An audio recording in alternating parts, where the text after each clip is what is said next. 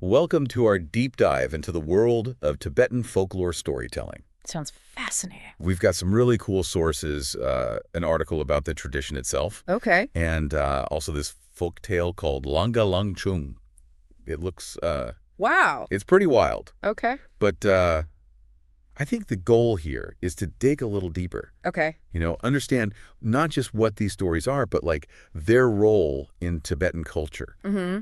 And maybe even some of the things that are threatening their survival today. Right. Yeah. I mean, one of the things that's so remarkable about these stories is that they weren't just entertainment. They were like a living library, Oh, wow. They transmitted all sorts of knowledge, like practical skills Huh? for nomadic life to medicinal remedies. Wow. Like a whole culture's wisdom woven into these narratives passed down through generations. That's incredible. I mean, talk about a time capsule. Right. Preserving the essence of Tibetan life. Mm-hmm. I'm really intrigued by the lugu, the master storytellers. Oh, yeah. How did they memorize these epics? Yeah. Some of them lasting for days. Oh, it's amazing. It's a testament to the power of oral tradition. Yeah. They used all sorts of mnemonic techniques like rhythmic chanting, Right. specific melodies that help them recall the story. Oh. There's even a term for it, drainyin, which refers to this kind of melodic framework Interesting. that guides the storyteller. But it goes beyond rote memorization, though. Okay. Each lugu brings their own individual style and regional nuances to their performance. Oh, cool. So every telling is unique. So it's a real blend of like tradition and personal artistry. Absolutely. Wow. It makes you think about how our modern reliance on the written word has really changed storytelling. Definitely. But, before we get too sidetracked there, Right. our sources emphasize that these stories weren't just entertainment. No, not at all. They were full of moral and spiritual teachings, Mm-hmm. often reflecting like core Buddhist principles like karma and reincarnation. Oh, Like one tale describes this character facing a moral dilemma and the consequences of their actions ripple through their future lives. wow. It highlights this interconnectedness of all things. It's kind of like that butterfly effect that we Exactly. hear about. Mm-hmm. That reminds me of the folktales that we have in our materials, The Demon in Disguise, Oh, yeah. The Faithful Dog. Right. These stories seem to teach a lot about courage, compassion, Definitely. respect for nature. Precisely. And it's not just about saying these values outright. Right. They're woven into the narrative so listeners absorb them organically. Almost subconsciously. Exactly. It's like a really clever way to transmit these cultural values. Very much so. Our sources also mention that the storytelling experience was very immersive. Oh, it was an experience. The lugu used dramatic gestures, chanting even simple instruments to bring the stories to life. So they weren't just telling a story, they were creating a whole world. Exactly. Picture this. A winter night, huddled around a fire, Yeah. listening to the lugu's voice rise and fall, mimicking the sounds of like the wind, the crashing waves. You're drawn into the heart of the story. That must have been magical. I bet these storytelling events were really important social gatherings too. Oh, absolutely. They weren't just about entertainment. Yeah, especially with those harsh winters. Exactly. They were about community bonding, transmitting cultural knowledge, reinforcing shared identity. Many stories incorporated local legends and histories, so they helped to preserve a collective memory. It reminds me of those family stories, those ones that get passed down through generations, creating that sense of shared history and belonging. Yeah. Speaking of epic tales, our source mentions the Epic of King Gizar, Oh, yes. the world's longest epic poem. Incredible, isn't it? That's wild. It's a testament to the power of oral tradition to preserve cultural heritage. Yeah. Imagine a story so vast and complex that it takes days to recite, Wow. passed down through generations of storytellers. What's fascinating is that each lugu adds Yeah. their own flourishes and interpretations while maintaining the core narrative. Oh, wow. It's a living tradition constantly evolving, but still rooted in a shared cultural heritage. That's so cool. Now, our source material also gives us this specific folktale, Langa Lungchung. Yes. And it's packed with symbolism and adventure. It is. It's about this demon who kills a father and disguises himself to trick his 3 daughters. It sounds intense. It's a captivating example of how Tibetan folktales blend everyday life with the supernatural, Right. weaving in moral lessons and showcasing the resourcefulness of their protagonists. I like that. So let's unpack it a bit. Let's do it. The youngest daughter, Langa, She seems to be the heroine of this tale. She's a clever one. She outsmarts the demon, gets help from this faithful dog, and even finds refuge with this magical rooster who turns into a man. Now, that rooster Jasetsha, he's a key figure. Okay. He sacrifices his magical abilities to help Langa escape danger. Oh, wow. And then Langa, guided by these prophetic visions, sets out to rescue Jaffa from the clutches of demons. It's a story of courage, compassion, the power of intuition. I like it. But it also raises questions about symbolism. What does the rooster represent? Right. Transformation. Selflessness. Interesting. And Langa's visions, do they symbolize the importance of trusting your inner voice? I love how these folktales make you think beyond the surface. It's like peeling back layers of an onion, revealing these deeper meanings. But, before we get too lost in symbolism, let's talk about the challenges that this rich storytelling tradition is facing. Right. Our sources point to mass media modernization and political upheaval. These are unfortunately common threats to oral traditions around the world as society's modernized traditional ways of life are often disrupted. Imagine the impact of things like Bollywood films or the internet on younger generations who might be more drawn to these new forms of entertainment than the stories of their ancestors.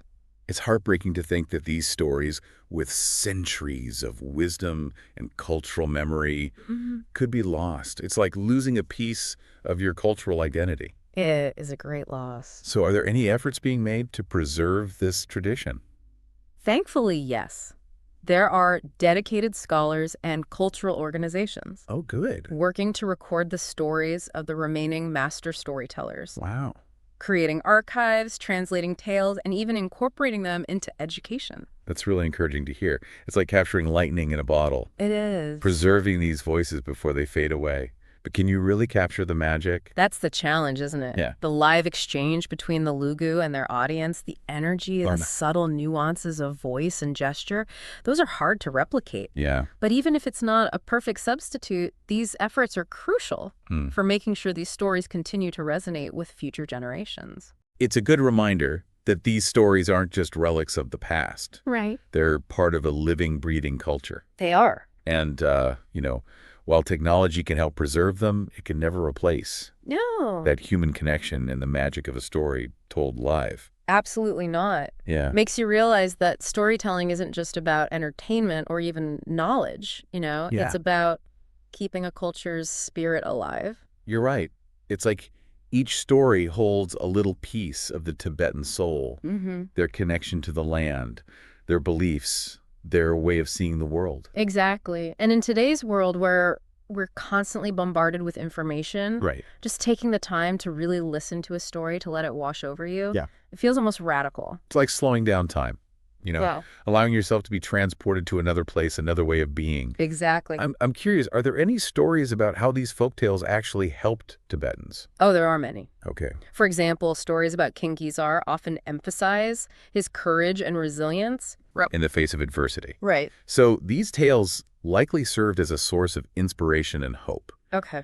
During times of conflict or hardship. It's fascinating how these stories can provide guidance and solace. Right. Even centuries after they were first told. Our sources mention that efforts are being made to record and preserve these tales. Yes. What are some of the challenges in capturing the essence of this oral tradition? Well, one of the biggest challenges is capturing that energy and nuance of a live performance. Right. The lugu were masters of their craft. Yeah. They used their voices, their gestures, even the pauses between words to create this captivating experience. It's like trying to capture lightning in a bottle. Exactly. How do you translate that dynamic interaction between storyteller and audience into like a written or recorded format? It's not easy. You lose that immediacy, that shared experience of being in the room with a skilled storyteller who can adapt to the audience's reactions. However, these recordings are invaluable. They offer a window into the past, preserving the voices and stories of those who might otherwise be forgotten. It's like creating a sonic time capsule. Exactly. For future generations. Are there any specific examples of these preservation efforts that come to mind? Well, there's the Tibetan Oral History Project. Okay. They've been collecting and archiving the stories of Tibetan elders for decades. Wow. They've amassed this incredible collection of personal narratives, folk tales, historical accounts. Wow. It's like a rich tapestry of Tibetan life and culture. That's amazing. It's like a library of lived experiences. Exactly. Preserving a cultural heritage that could easily be lost. Mm. Our sources also mentioned efforts to incorporate these folktales into education. Yes. Can you tell us more about that? Well, there's a growing movement to integrate Tibetan folktales into school curricula, both in Tibet and in Tibetan communities in exile. Okay. These stories are being adapted for children's books, plays, even animated films, making them accessible to younger generations. That's fantastic. It's like planting seeds for the future. It is. Ensuring that these stories continue to resonate and inspire. Right. But, as we adapt these stories for new mediums, Yeah. how do we make sure we don't lose the essence of what makes them so powerful?